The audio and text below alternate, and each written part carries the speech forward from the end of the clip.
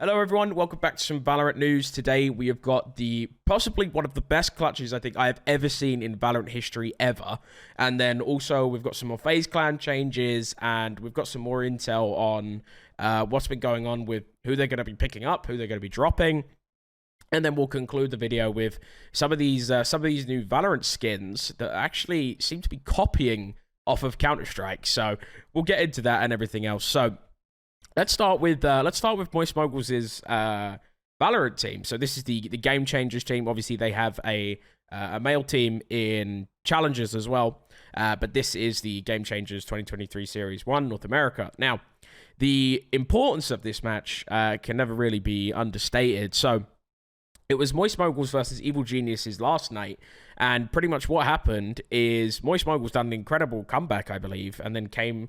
there was an insane, 1 versus 4 from Emily, one of the players in Moist Moguls, and then they managed to take it to overtime and eventually win the game. So you can't even understate how good this clutch actually was.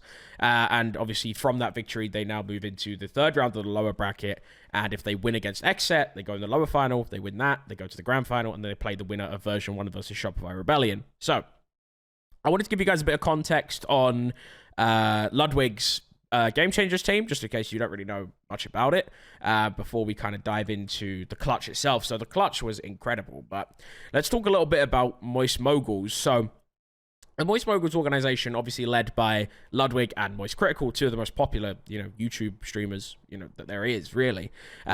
They got introduced to Valorant, they got introduced to Challengers, and they actually sponsored one of the rosters in Game Changers. So Disguised Toast actually also sponsored a Game Changers roster, the one with Kaide and a few of the other big streamers, but they obviously did not manage to do as well as what this team is doing. So this is the former CLG Red team, so Ludwig made a video on it as well, where CLG as an organization is actually exiting from esports, and CLG is one of the oldest and one of the most well-known brands. And, there was a prolific acquisition of CLG by NRG, which is another fellow organization. For those of you who are fans of Valorant, obviously you'll be aware that NRG has a team in the VCT Americas League and are, considered quite good. So Ludwig made a video on it and spoke about the acquisition of CLG by NRG, but then also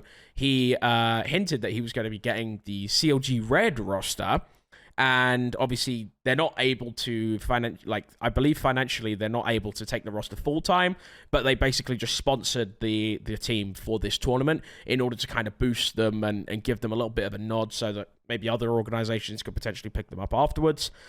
So they're pretty much just sponsoring them for this tournament. So, obviously, this was huge. This was a massive victory for them because it obviously, kept them alive. And the clutch itself was incredible. So, I'll play they'll play the 1v4 by Emily now, and you guys can get a little look at it. Goes for the plant. It's safe. 2 smokes available. One Judge Bucky Vandal. Get out of there! Headshot. No more bullets left. Has to reload. And thankfully, there's no showstopper, no paint shells. Elena, oh my God! It's up to a 1 versus 1 as Power Pixel picks up the Vandal. Yeah! That was the greatest clutch of all time! That was the greatest clutch of all time! That was insane! You have no business winning that 1v4. 1v4! How? Emily! Wow! So there was a writer here, Pedro, who actually spoke about the significance of this play. So this play saved the team's run in Series 1, saved them from elimination, extended their stint with Moist Moguls for another series, was done by the same person who approached Ludwig to sponsor them, and it might go down as one of the greatest North American Game Changers matches in history, which if you guys watch the match, definitely can probably attest to that. So 100%, it was incredible to watch. For those of you who may not watch Game Changers consistently, it was great. It was a great match, so definitely worth having a little rewatch if you guys haven't already. So let's talk a little bit about FaZe Clan. Now, for those of you unaware, FaZe Clan are going through a bit of a rough period right now as an organization. They aren't doing the greatest financially. There was a report from Forbes that they might even be completely bankrupt by the end of this year.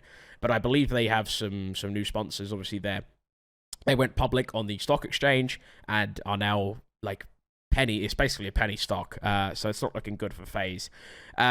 But in particular, when we're talking about their Valorant team, the Valorant team hasn't been doing too great either. So they obviously compete in the North American Challengers League, which has just concluded. So the Split 1 finished, and now Split 2 is happening in 6 days. So it starts in pretty much about a week from now, where FaZe will come up against the Guard in their first match, which is obviously not great if you're FaZe, because you probably want an easier opponent to start with, but nevertheless, the team will be going through some changes.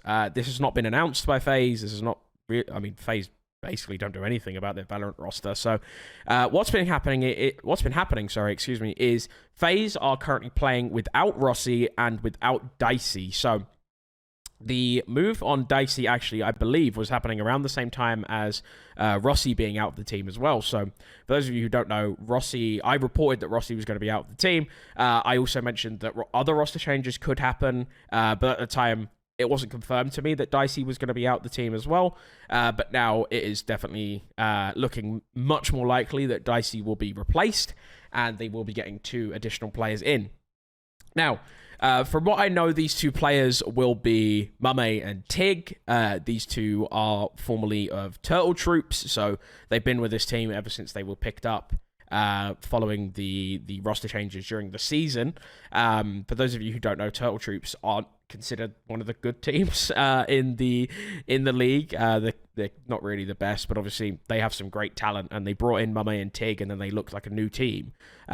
So obviously, a huge loss to Turtle Troop. You know, these guys they've been grinding. They've really been trying to do their best to, you know, compete in Challengers. The only Challengers team without an organization now, following, you know, Disguised and Moist and all these other big influencers coming into the game and signing teams.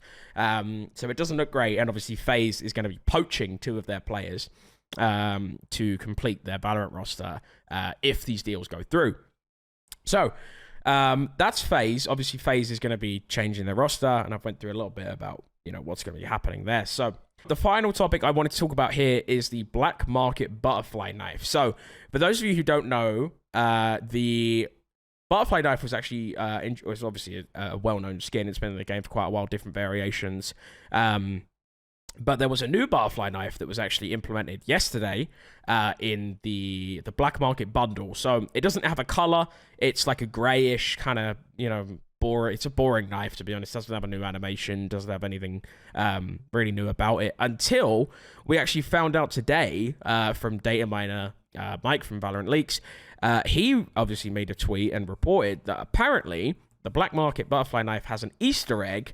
It has a random chance to become either a Fade or a Sapphire variant, and it will only stick for 1 round. So I'll show you guys in a little bit more detail what these 2 variants look like. Obviously, we have a purple, orange, Fade, like pink colorway going on here, and then the dark blue / purple colorway for the Sapphire variant. Now, for those of you who have played Counter-Strike, you will be very familiar with these 2 skins. These 2 skins are like some of the most expensive skin patterns that you can get in Counter-Strike. And typically when they're on like the Butterfly Knife, they are very ridiculously rare. So you don't really see these very often. Now, according to Mike, the odds of getting these skin patterns are extremely low. Apparently, he's seen it in either 50 rounds, whereas others in 500 rounds. So we'll kind of have to wait and see. Let me know, especially in the comments, if you guys managed to do this, because I haven't bought the bundle myself, so I don't really know how many tries this takes. But apparently this guy here got 500 rounds in order to actually get the Sapphire Easter egg. So there's definitely something here, and I think honestly, when I first saw it, I thought it was a troll. You could see Flex Ninja also tweeted about you know, the blade being able to change, and he also reported here, or didn't report it, but he tweeted that you could potentially get a tiger tooth color as well. I'm yet to see anything along those lines, but we'll kind of have to wait and see. Obviously, the Fade and the Sapphire are definitely in the game because Mike has been given access to these screenshots. I'm presuming one of his followers sent it in, or he got it from Reddit or something. So But yeah, obviously, let me know if you guys managed to get access to these variants. Let me know what happens if you guys bought the skins. You know, the bundle. I don't believe it's actually that popular. I don't think it's the highest quality, like the highest grade. And I believe because of that, the price isn't as high as what it could be. And I think that I believe that the pro players, when I saw some reactions to it, I believe that the pro players are a big fan of the Glock. So there's actually like a Glock skin, and there's also a FAMAS skin for the Bulldog, and also an AK skin for the Vandal. And these skins actually change depending on whether you're on the attackers or the defenders side. Obviously, massive, you know, definitely massive inspiration from Counter-Strike. Some have even been saying that this is plagiarism, which is bizarre to me because, you know, these are just color patterns. I don't think you can really, I don't think you can really say that, you know, these things are plagiarism. But I guess we'll kind of have to wait and see what happens there. So, you know, Riot is definitely giving a bit of a tease as to where they got their inspiration, where they got their inspiration from, for sure. We'll kind of just have to wait and see if anything happens from it. I doubt anything will, but obviously. But yeah, so let me know what you guys think. Let me know what you guys think about the clutch. Let me know what you guys think about the FaZe Clan moves as well. Do you think it's good? Do you think they should be changing more players? Do you think they should be changing... do you think they should potentially keep Rossi or keep Dicey? Let me know what you guys think in the comment section down below. I'll be reading all the comments and going through what you guys think, because I do like interacting with you guys. So appreciate all the support of the videos as well. So leave a like, comment, subscribe, helps me out massively. And yeah, have a good day.